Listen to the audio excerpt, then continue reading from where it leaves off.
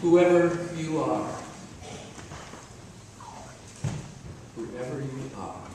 look to this day, for it is life, the very life of life, and that's just fine. Because sometimes we get excited about life and we just have to squeak. Right? Some stories that I wanted to share with you this morning.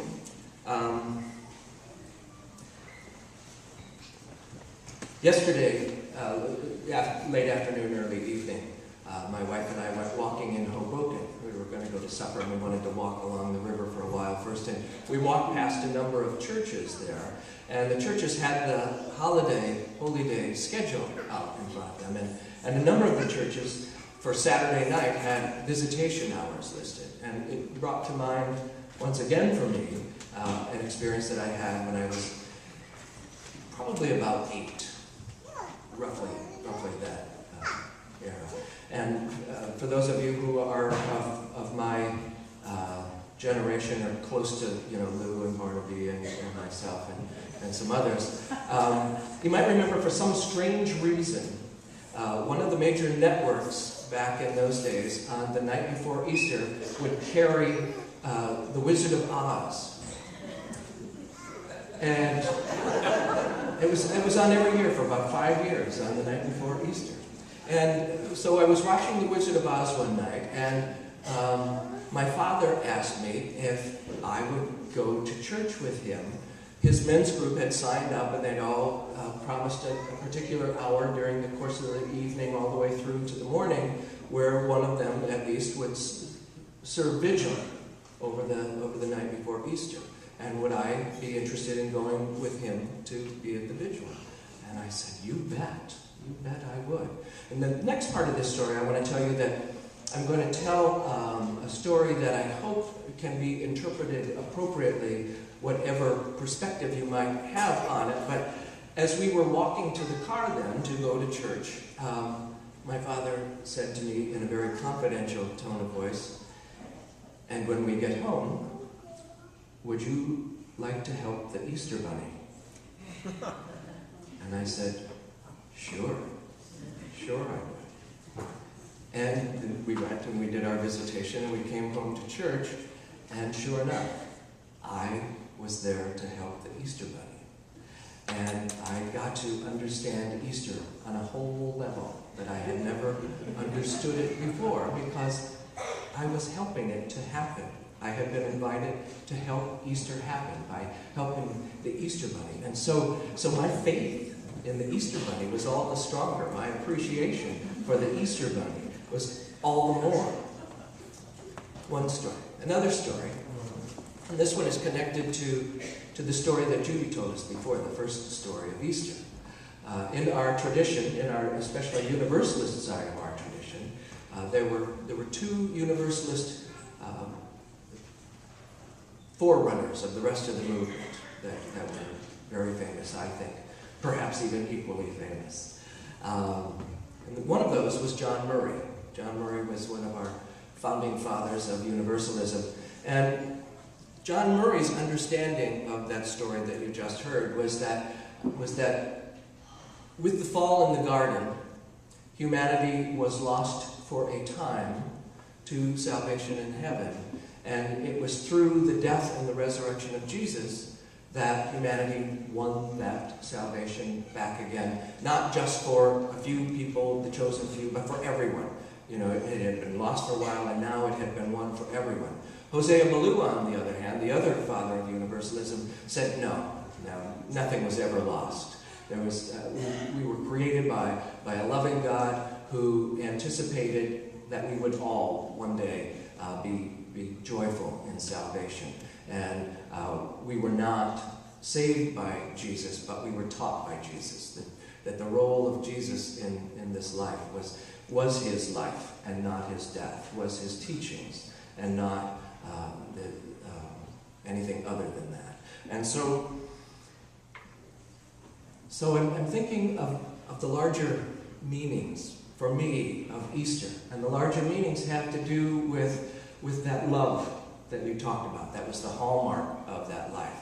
And I have come to mind a number of other human, fully human people who, like Jesus, gave up their lives for the rest of us. And some of these were martyrs, but some of them had no intention of dying. I think of Archie Hargrave, who lived in ways that would build bridges for other people. I think of Matthew Shepard, who the last thing in the world he wanted to do was to die because of who he was, but because of his death and his life.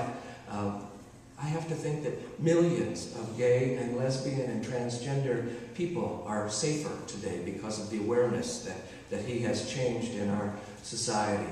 I think of Mahatma Gandhi. I think of Martin Luther King Jr. And I think of Malcolm X, who were indeed martyrs and who died and whose spirit was resurrected because they stood for something much larger than themselves.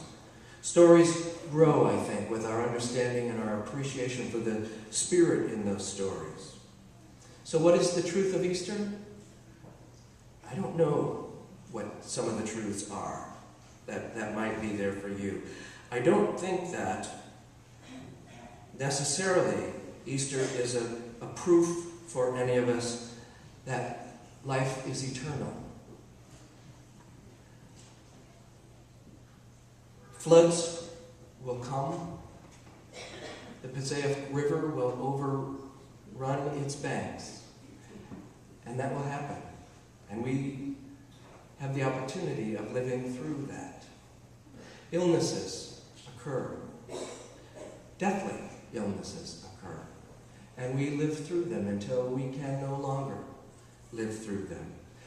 Pledge drives. Frighteningly deadly things that we will live through no matter what happens in that pledge drive. The promise, I don't believe, is necessarily that any particular life is going to live on forever in eternity. The promise is that life will continue, that there will always be life, and that we have the opportunity while we're here to participate in that life, that we have the possibility of being astonished by it, that we have the possibility of being grateful for it, and that we have the possibility of serving it in ways that Archie Hargrave served it, in ways that Jesus of Nazareth served it, in ways that Malcolm X served it. And spring comes every year, just as Easter comes every year, to remind us of that promise, that life is going to continue. You try to hold those buds back. You try to hold those buds back. They will not be held.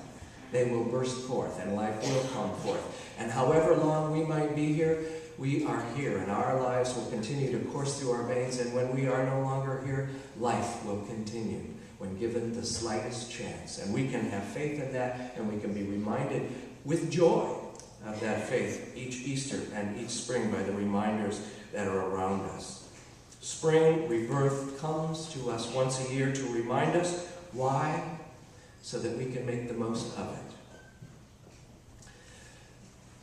My father, that I mentioned at the beginning of this, my father died 21 years ago, and we buried him on an island in the middle of the Mississippi River, a military installation on the Rock Island Arsenal there, just between Iowa and Illinois. 21 years ago he died, and we buried him in that cemetery.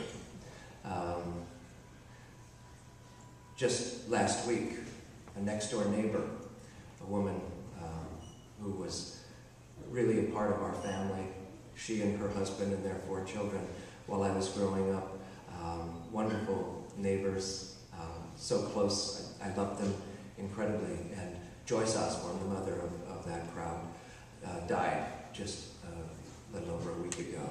And I received a call from her daughter this past Monday.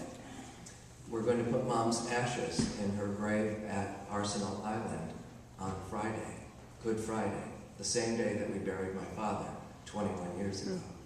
We buried him on Good Friday, and she was going to be buried this Friday. And would I write some words that they might say when they put her ashes into the ground? And I was incredibly honored to have been asked. And so what they wanted to provide me with so that I might do as good a job as I could at putting those words together was they sent me some of the things that they had said when they had a short family service immediately after her